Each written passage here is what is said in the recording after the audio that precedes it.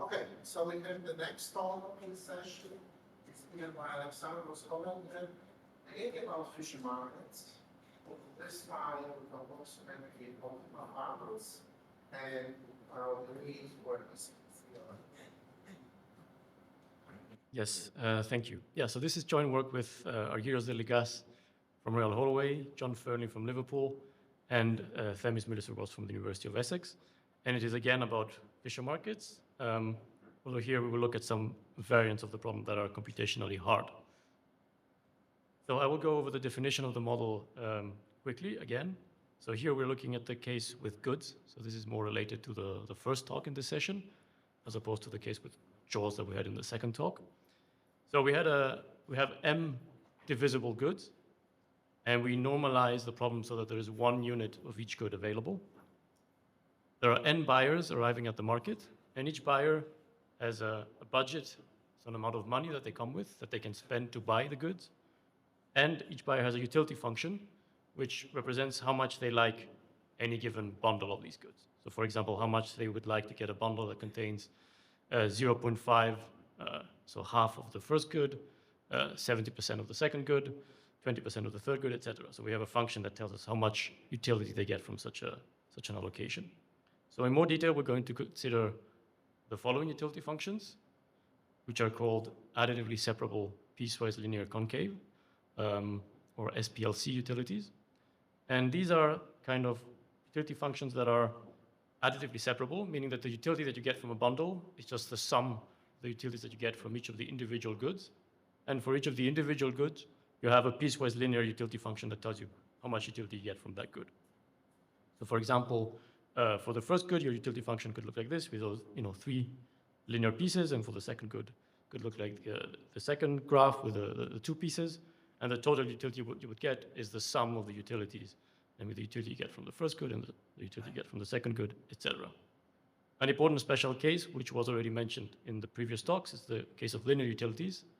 So in that case, you don't have piecewise linear, but just a linear utility for each good, and your total utility is the sum of those utilities.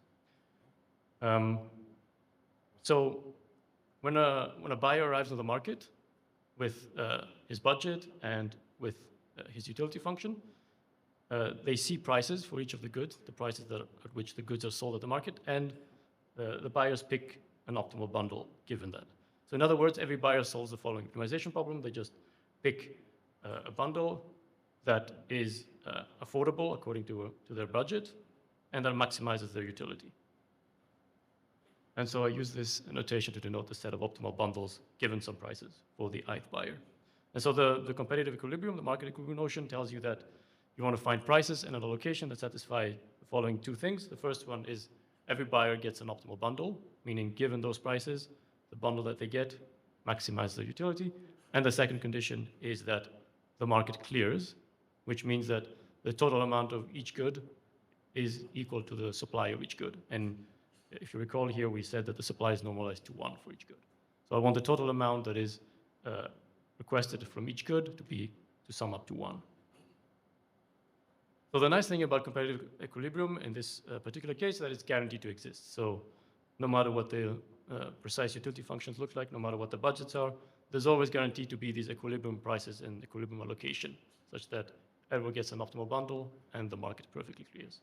So a very natural question then is, can we actually compute this equilibrium? So what do we know about that? So for the case of linear utilities, the problem is very nice. It admits a convex program, and you can solve the problem exactly and find an equilibrium in polynomial time. If you look at these more general utility functions, these SPLC utility functions, the problem remains easy if you have a constant number of buyers or a constant number of goods. And what if we don't have this restriction? Well, in general, if you have SPLC utilities and any number of buyers or goods and goods, then the problem becomes PPAD hard. So this is a problem that is always guaranteed to have a solution, and where any solution can be checked efficiently. So we can't show NP hardness, and it turns out that the right classes to study this problem are these TF&P subclasses. And in particular, in this case, the problem turns out to be PPAD hard and in fact PPAD complete. So you might have heard about this class PPAD because it's famous for capturing the complexity of computing a Nash equilibrium, and it turns out that it's also the right class for this problem. So the natural thing to do when you see such a hardness result is to say, okay, but can we maybe relax the problem a bit, to do some approximation? And so this problem has been studied with the following type of approximate solutions. You essentially take the second condition and relax it. So you say, instead of the market having to clear perfectly, you say, okay, what if the total amount of each good that is bought is not exactly 1, but is between 1 minus epsilon and 1 plus epsilon? Does the problem become any easier? So these original hardness results actually also hold for the case where this epsilon is inverse polynomial. And a few years ago, with the same set of authors, we showed that the problem remains PPAD hard even when epsilon is constant. In fact, even when epsilon is around 1 over 11.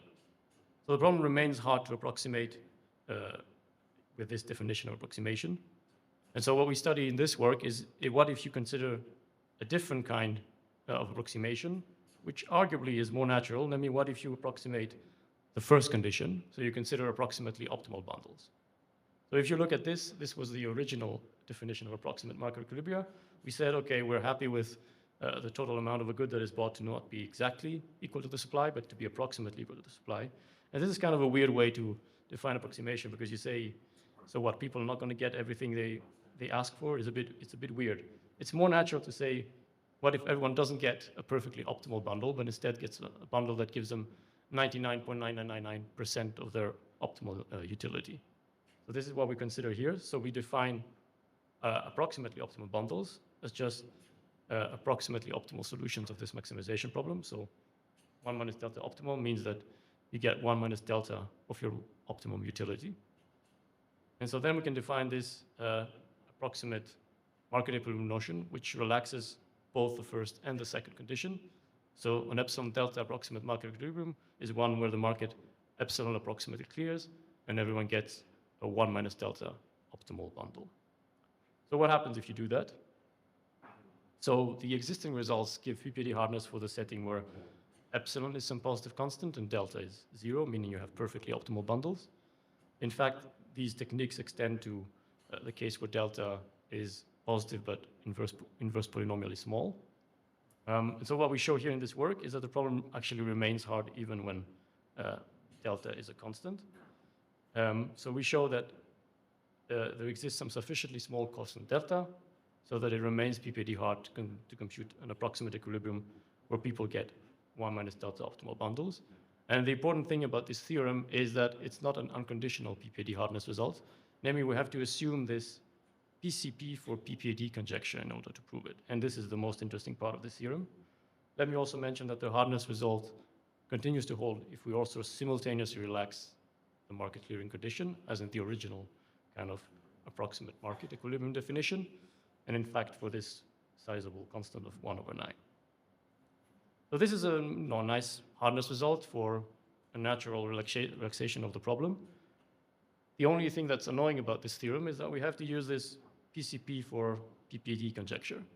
And so a very natural question is, well, did we really have to use that? Or were we just not clever enough to come up with a direct reduction that didn't need this conjecture? So the nice thing about this hardness result is that it holds even if the market has some additional nice properties, namely if all the budgets are equal, all the budgets are equal to 1. And this is actually a pretty nice setting that's called competitive equilibrium with equal incomes. That has some nice fairness properties. It also holds even if the market has constant degree. So what do I mean by that? If you create a graph where you have 1 node for each good and 1 node for each buyer, and if you draw an edge whenever a buyer has non-zero utility for that good, then the hardness result holds even when when this graph has constant degree.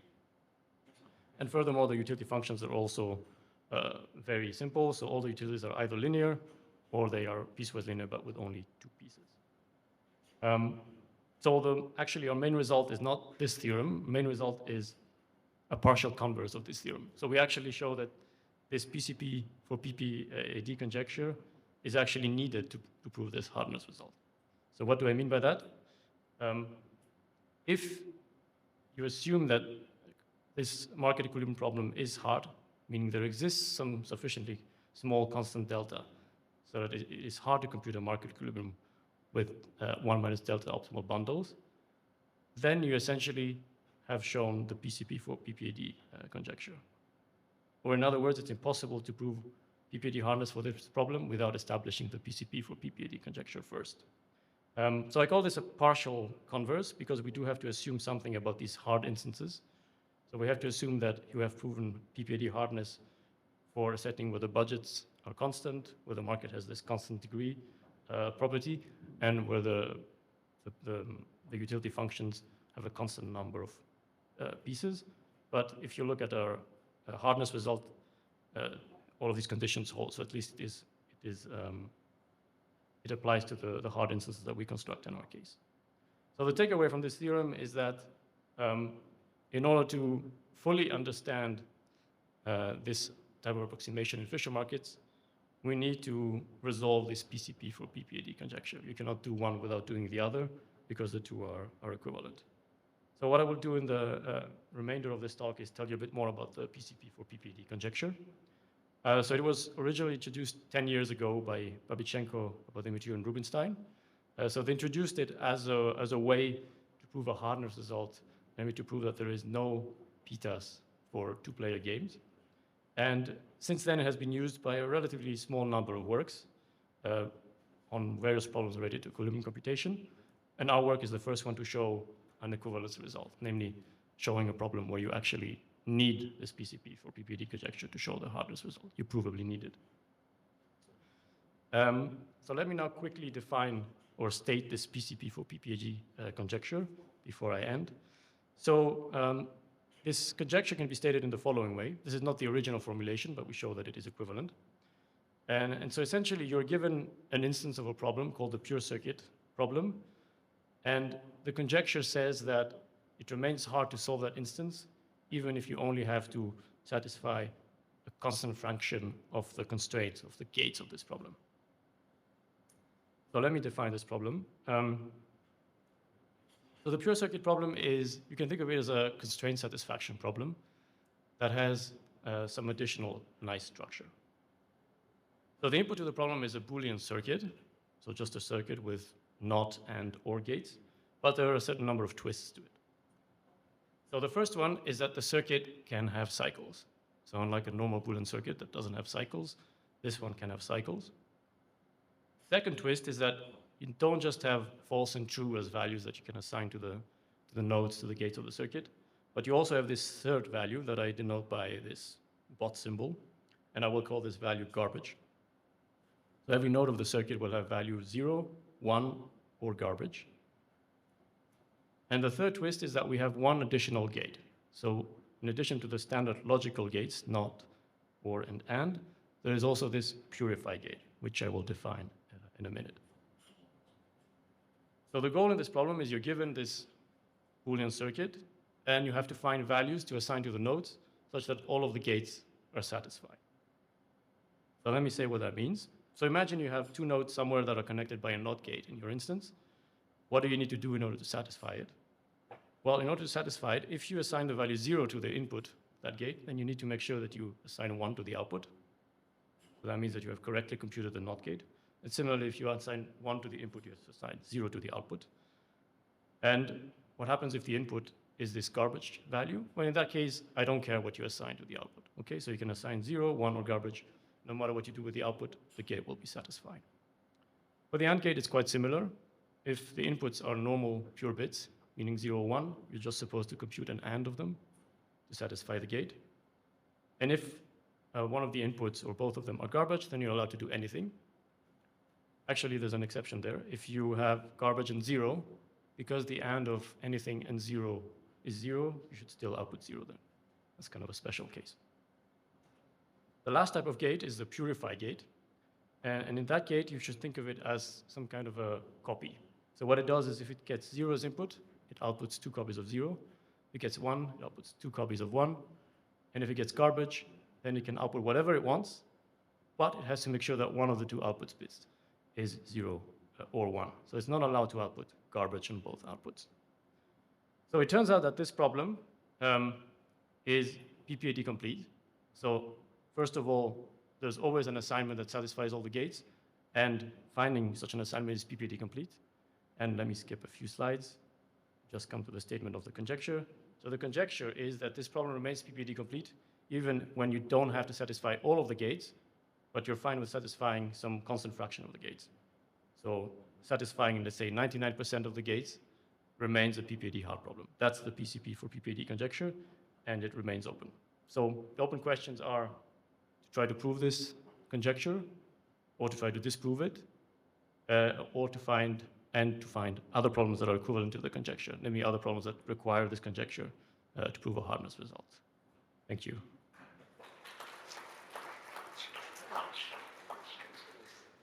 Any questions? Okay, okay. Let's start on the question. Which one is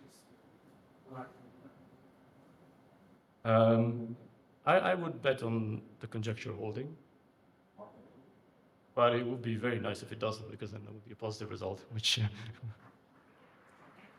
doesn't happen that often.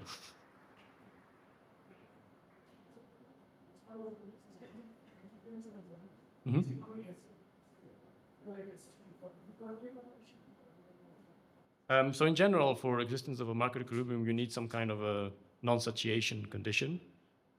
Non-satiation condition, meaning that no matter how much you've gotten, there's always some good of which you will want more, so you don't get satiated with what you've got. In this particular case, with those simple utility functions, it turns out that equilibrium always exists, even if you don't have that condition. But that condition is still nice to have, because it gives you Pareto optimality, for example. And the hardest results hold for instances that have this condition. So, but yeah, in general, you need some extra condition. Yes. Could you give an illusion why there are solution? Yes, so something I skipped over a bit quickly is that an important thing you need for this to be a valid instance of the pure circuit problem is that every node is the output of at most one gate. So you're not allowed to have two gates outputting to the same node. And once you have this condition, you can use Brouwer's fixed point theorem to prove that the solution must always exist. So you replace the gates by some continuous functions that correctly implement the gates on the discrete values. So you let 0 be on one end, 1 on the other, and garbage is any value in between. And you can use Brouwer's fixed point theorem to prove that there always is. But it's not immediate, it's not trivial. You have to prove it.